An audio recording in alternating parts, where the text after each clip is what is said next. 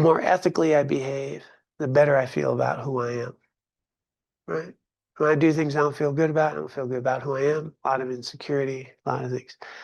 I live in alignment with my values. I do ethical things. I feel better about who I am. I have more self-confidence. I take bigger risks. I'm more stable emotionally. That's just clear, straight psychology. Or you can go to, Aristotle, Plato, and all that virtue. We just feel better about who we are when we do things we feel good about.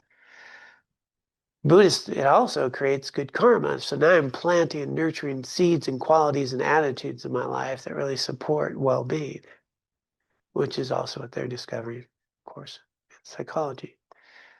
So living a values-based ethical life is always the foundation for all spiritual traditions, all spiritual growth, all sense of well-being. Concentration is I actually need to be present to make those choices. And that's the big issue, right? How many times do we consciously make a choice in a day? I think it's pretty rare. Mind and body's making choices on what we should do, what we feel good, and this and that. We don't sit there and reflect upon whether or not this is adding to the quality of my well-being and whether, having that sense. So it's hard to have our mind even attending to what we're doing, let alone consciously make a choice. So that's where the shamatha meditation gives us mindfulness, gives us the ability to know where our mind is, to know what we're doing and why we're doing it.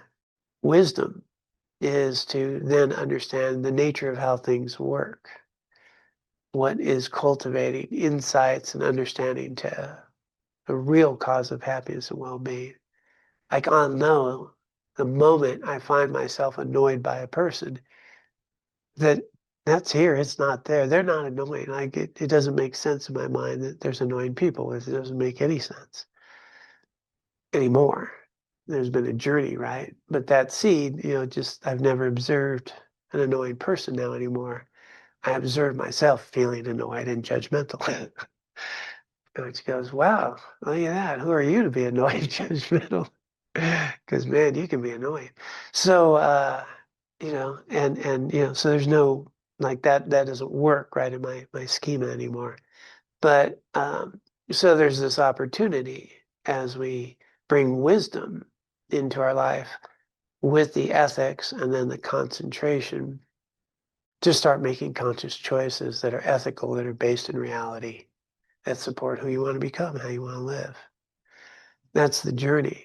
And ultimately to realize directly the emptiness of all these things that we've been making real, as though that's how they exist. And then we just stop doing all this stuff to ourselves. So another presentation of that, and this is where I want to kind of land, is the opposite of that presentation. The same thing, but in a different, opposite order, which is to maintain the view. So the view is wisdom.